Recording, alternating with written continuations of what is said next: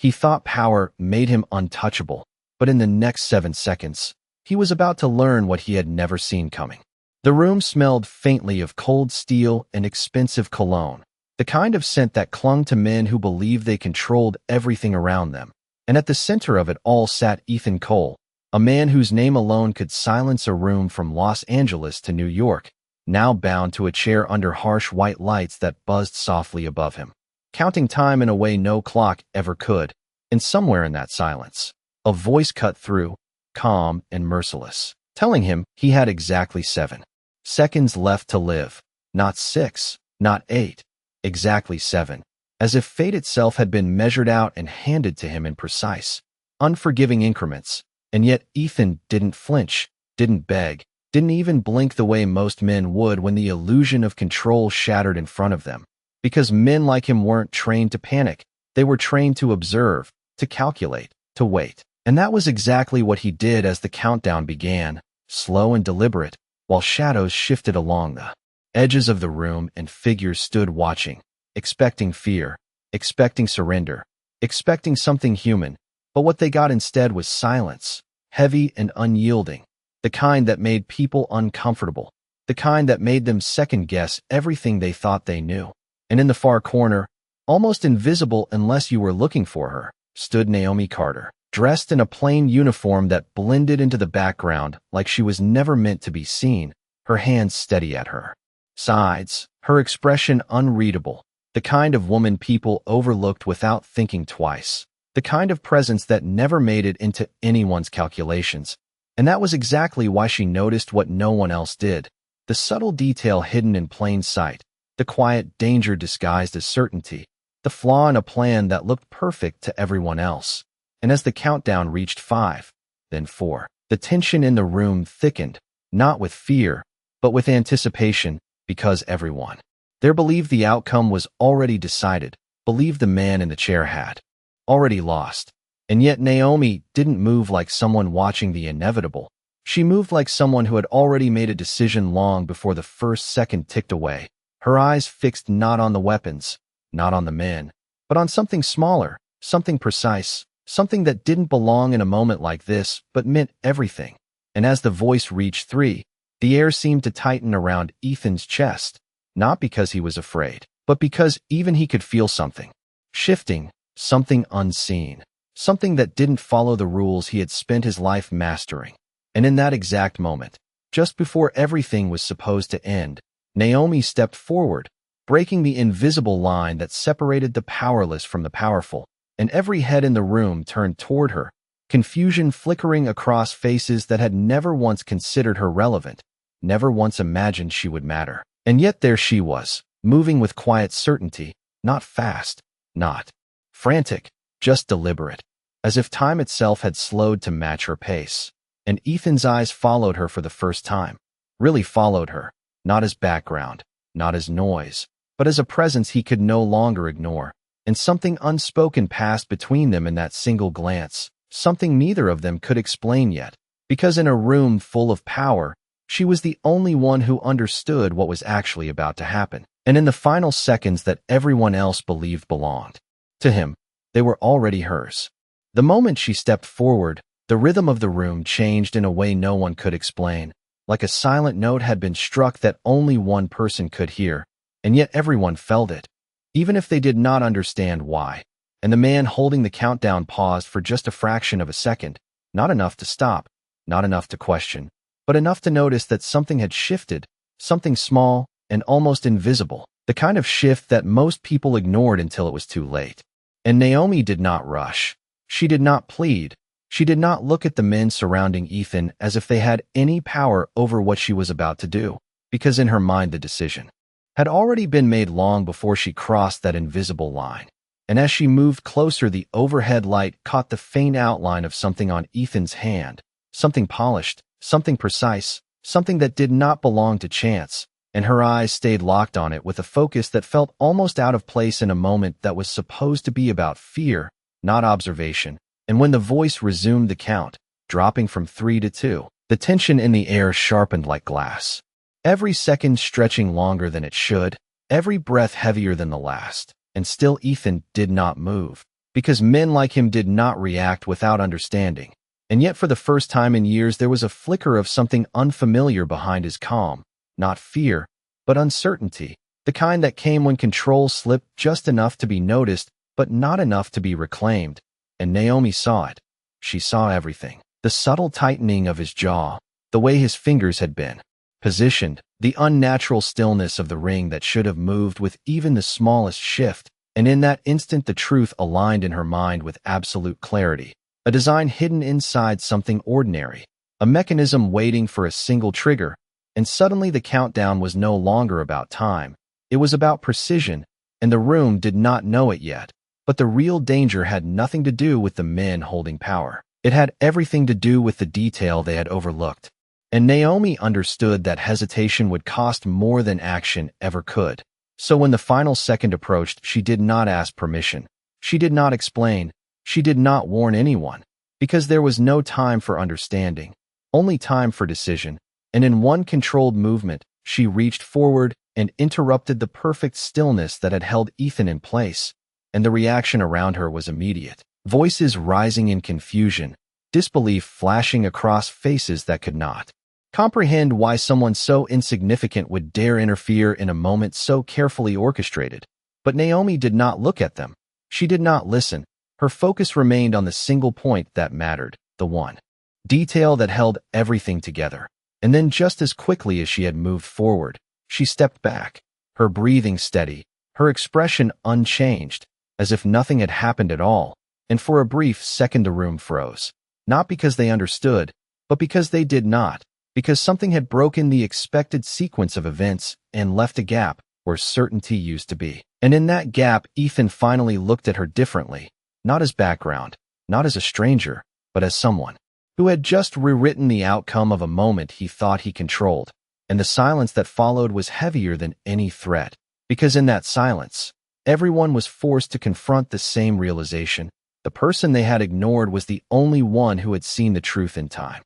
For a long second no one moved, not because they were restrained, but because their certainty had been interrupted. And in rooms like this, certainty was everything. It was power, it was control, it was the invisible structure that held men together when everything else was uncertain.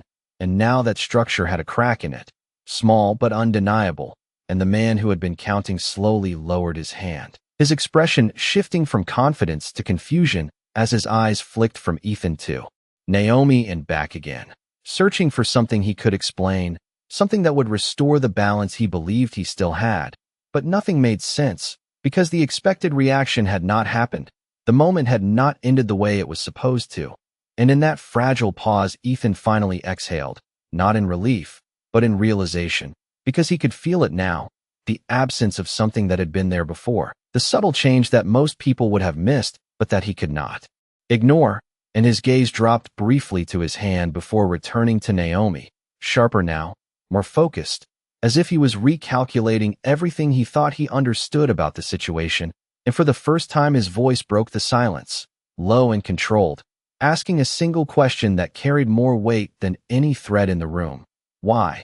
And it was not anger that drove the question, it was curiosity, the kind that came from someone who knew that outcomes like this did not happen by accident. And Naomi met his gaze without hesitation, her posture steady, her expression calm, not defensive, not apologetic, just certain.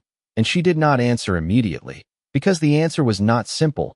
It was not something that could be explained in a single word or even a single sentence. It was something that had been building long before this moment, long before she ever stepped into this room. And as the men around them began to shift, their confusion turning into tension, their control slipping into uncertainty, Naomi finally spoke, her voice quiet but clear enough to cut through the noise that was beginning to rise. "You are not being timed," she said, and the words landed heavier than anyone expected, because they did not fit the narrative that had been carefully constructed. They did not match the logic of the situation, and yet something about the way she said them made it impossible to dismiss. And Ethan's eyes narrowed slightly, not in disbelief, but in recognition, because he had built his entire life on understanding hidden structures, on seeing the mechanisms beneath the surface, and now someone else was showing him that he had missed one. And Naomi continued, not raising her voice, not trying to convince anyone, just stating what she knew as fact. They needed you to react, she said, to reach a point where your body would do exactly what they expected. And the room went quieter, not silent, but focused, because now even the men who had believed they were in control were starting to listen, starting to question, starting to feel the same uncertainty that had already taken hold of Ethan. And she glanced briefly at his hand again before looking back at him. The device was waiting for a signal, she added, something automatic, something you would not even think about. And that was when the understanding fully settled in, not just for Ethan, but for everyone in the room. Because suddenly the countdown meant something different. It was not about ending his life. It was about triggering something he carried with him, something they had relied on him to activate without hesitation. And in that moment the balance shifted completely, not through force, not through threat, but through awareness. And Ethan leaned back slightly, the tension in his shoulders easing, not because the danger was gone, but because he finally saw it clearly. And when he looked at Naomi again, there was something new in his expression, something that had not been there before. Respect, quiet but undeniable, because in a room full of power, she had been the only one who understood what truly mattered. And she had acted without needing permission, without needing recognition, and without needing him to believe her first. And that was something no one in that room could ignore anymore. The realization did not settle gently. It spread through the room like a slow wave, subtle at first, and then impossible to ignore. Because once the illusion of control is broken, it never fully returns the same. And the men who had walked in believing they held every advantage now found themselves standing in a moment they could not predict, their eyes shifting between Ethan and Naomi as if trying to decide which one of them had just taken control of a situation that was supposed to be simple. And the man who had been leading the countdown straightened slightly, his jaw tightening, his confidence not gone, but shaken in a way he was not used to, because uncertainty was something he had trained himself to eliminate, not face. And yet here it was, standing quietly in front of him in the form of a woman he had not even acknowledged seconds ago. And he let out a short breath, attempting to recover the authority he believed he still had, telling himself that nothing had truly changed, that this was just a disruption, just a momentary distraction. But even as he tried to hold on to that thought, something deeper was already slipping beyond his grasp, because the plan he had relied on was no longer intact, and he knew it. Even if he refused to admit it out loud, and Ethan saw that too. He saw the hesitation, the fraction of doubt that had crept into the other man's posture. And for someone like him that was enough, because power was not always about force, sometimes it was about recognizing the exact second when the other side lost their certainty. And this was that second. And when Ethan spoke again, his voice carried a different weight, not louder, not aggressive, but steadier, more grounded, as if he had stepped back into a position that felt familiar again. You built your plan on predictability, he said, his eyes never leaving the man across from him. And now you do not have it. And the words landed with quiet precision, not as an attack, but as a statement that could not be denied. And the room responded to it in the only way rooms like this ever do when the balance shifts. It grew still, not from fear, but from awareness. And Naomi remained where she was, not stepping forward again, not drawing attention to herself, because she did not need to.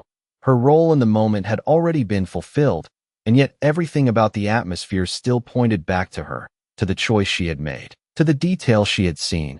And Ethan turned his head slightly, just enough to look at her without breaking the tension that held the room together.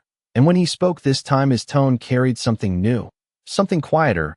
What else did you see? And it was not a demand. It was a question asked with intent, because he understood now that she was not reacting.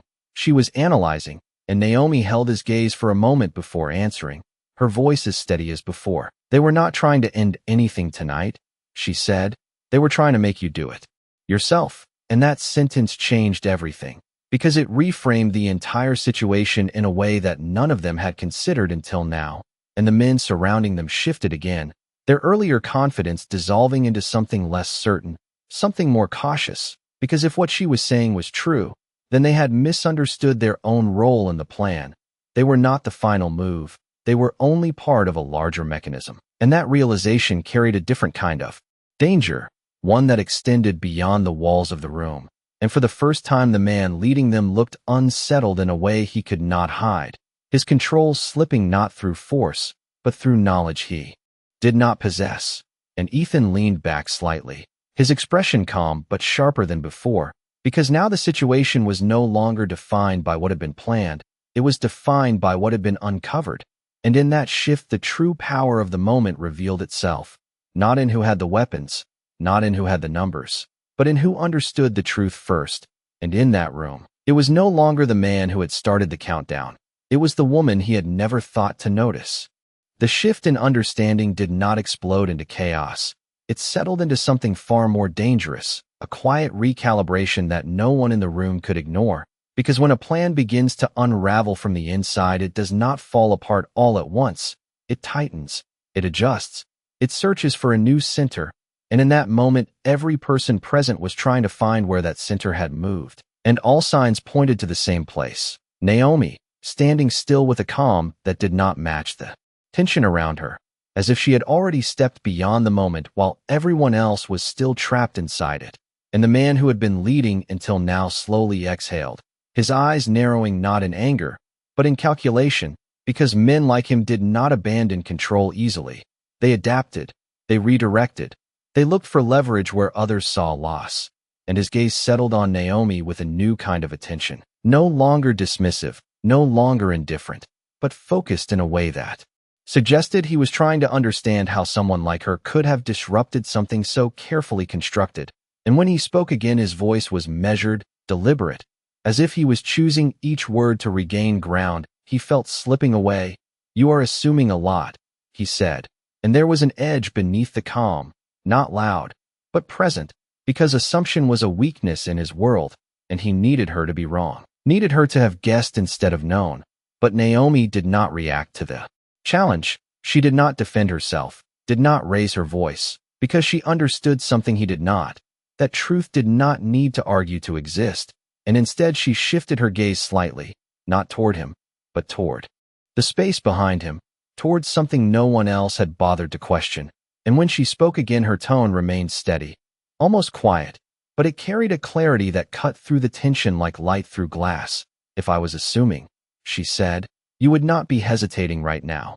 And the words landed harder than any accusation, because they did not attack, they revealed. And for a fraction of a second the man's expression changed, just enough to confirm what she had already seen, just enough to show that beneath his control there was uncertainty he could not fully hide. And Ethan watched it all unfold with a stillness that was no longer passive, his mind moving faster now, connecting details, reconstructing the situation from a different angle. And what he saw aligned with what Naomi had already laid out: the structure of the plan, the reliance on reaction, the expectation that he would follow a pattern he had spent years building. And the realization did not anger him. It sharpened him, because it meant he had been studied, predicted, reduced to something measurable. And that was not something he tolerated easily. And yet instead of reacting, he leaned into the moment, his voice calm, but carrying a weight that shifted the room once again.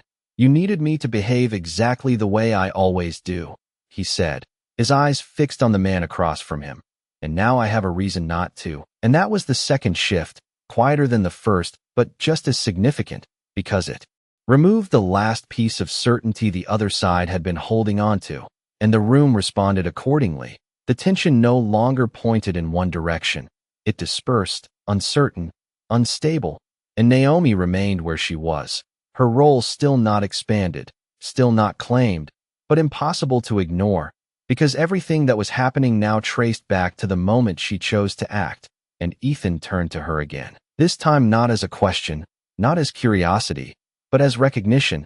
And in his gaze there was something that had not existed before, not just respect, but acknowledgement, the understanding that she had seen something he had not, and that her choice had not only altered the outcome, it had changed the entire structure of the situation. And in that realization there was a quiet shift in power that no one in the room could reverse, because it was no longer about who controlled the space, it was about who understood it, and that had already been decided. What followed was not an explosion of action, but something far more unsettling, a silence that stretched longer than anyone expected, because now every move carried weight, every decision could expose something deeper than the plan itself.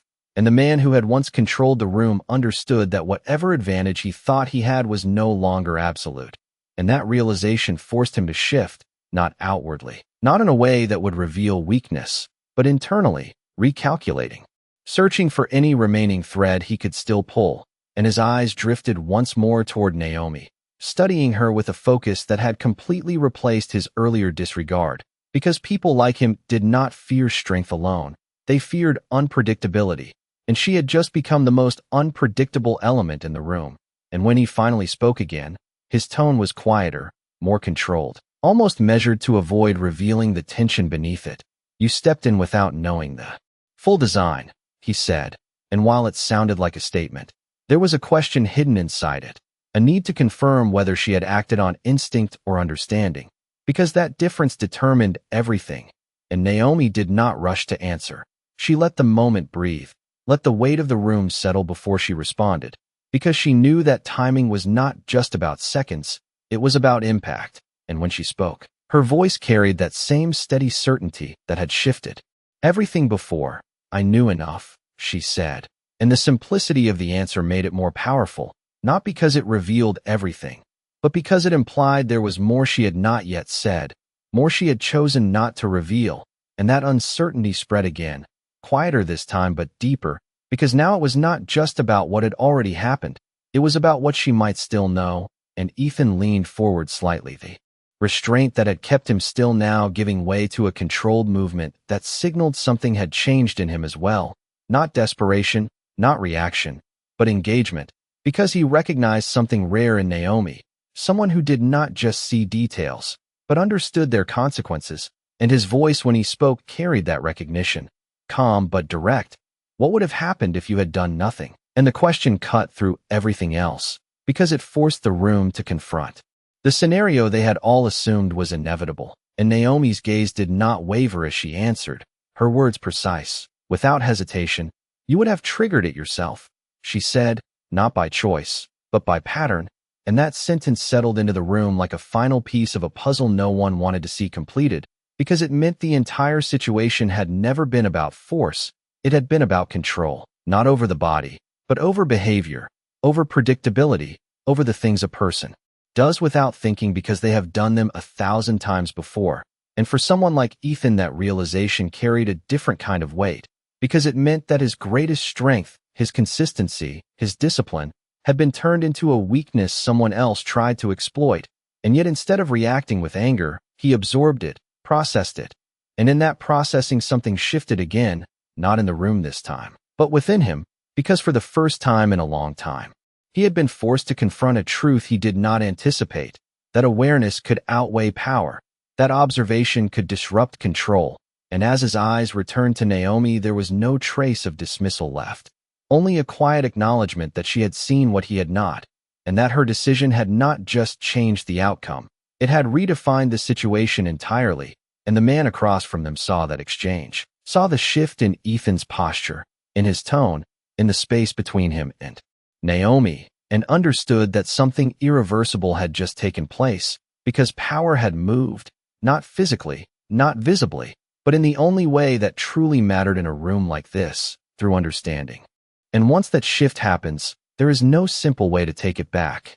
The air no longer felt controlled, it felt observed, as if every person in the room had become aware that they were part of something larger than the moment they thought they were managing.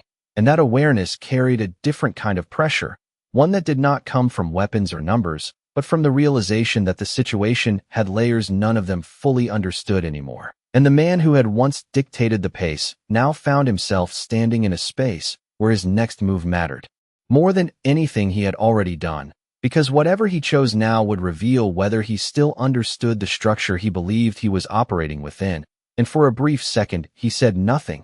His silence no longer a sign of control, but a sign of calculation, weighing what had been exposed against what he could still influence. And Ethan watched him carefully, not with hostility, but with a sharpened awareness that had replaced the stillness he carried before, because now he was no longer reacting to the situation, he was reading it, the way he always had when the stakes were not defined by others. And his voice when he finally spoke again was quieter than before, but far more deliberate. If you built this to control my reaction, he said, then you already know how I respond when that control is taken away.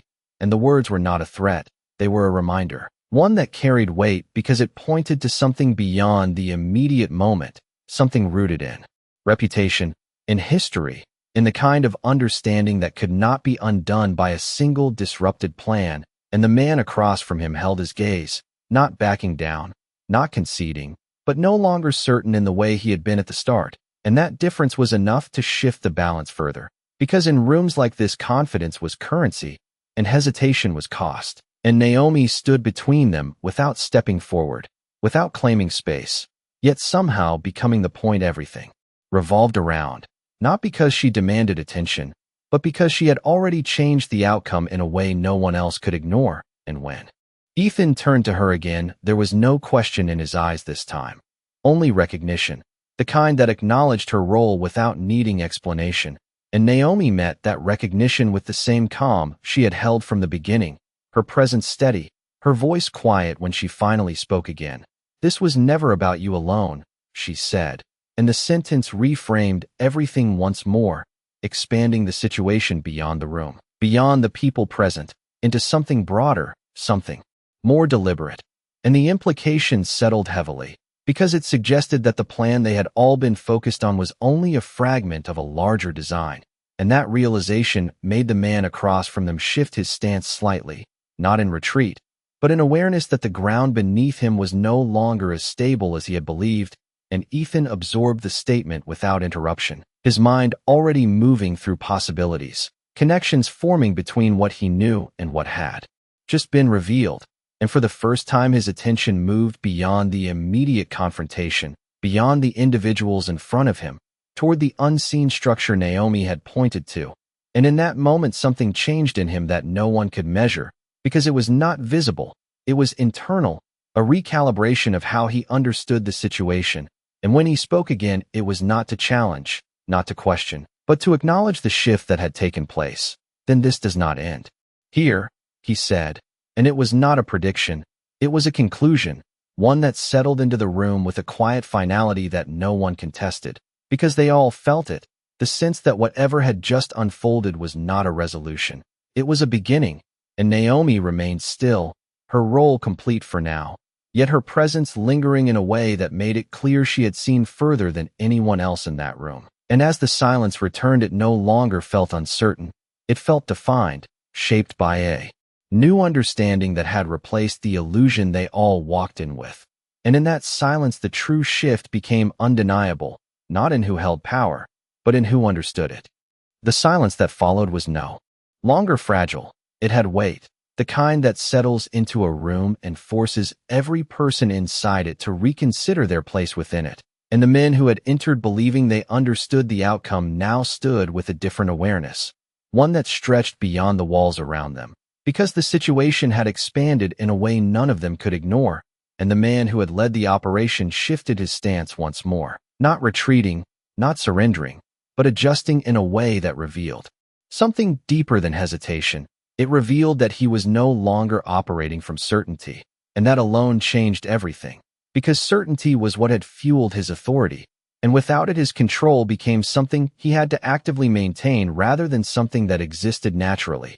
And Ethan saw that clearly now, not as an advantage to exploit immediately, but as a signal, a turning point that defined what came next. And his posture reflected that shift, no longer confined to the position he had been placed in, but aligned with a presence that extended beyond physical restraint.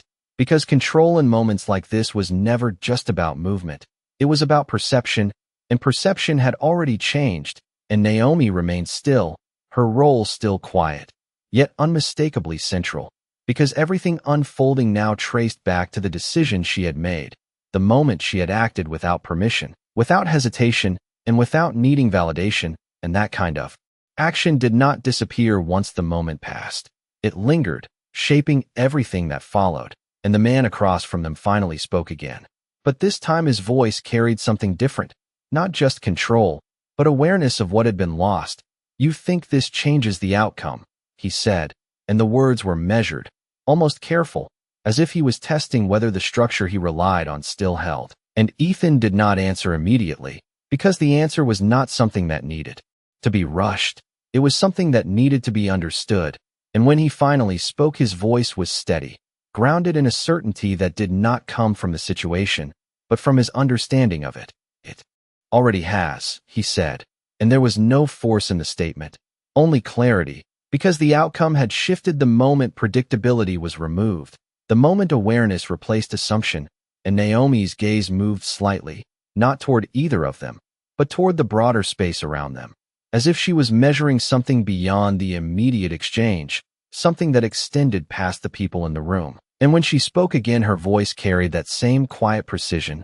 "You are still following the original plan," she said, and the sentence settled into the space between them with a different kind of weight, because it exposed something the others had not yet fully realized, that even now, even after everything that had changed, they were still reacting within the boundaries of a structure that had already been compromised, and that realization caused a subtle shift among the men surrounding them, their posture tightening not from aggression, but from awareness that they might still be operating under assumptions that were no longer valid.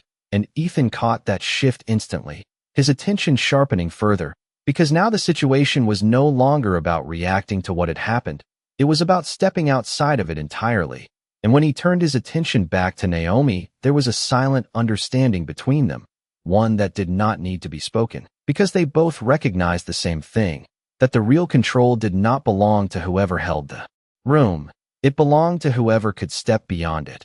And in that moment, the balance tipped one final time, not dramatically, not visibly, but in a way that settled into every person present, because once a structure is seen for what it is, it can no longer dictate the same outcome. And as the room fell into that new understanding, the silence returned again, but this time it was not uncertain, it was decisive, because everyone there knew that whatever came next would not follow the path that had been planned, and that change could not be undone.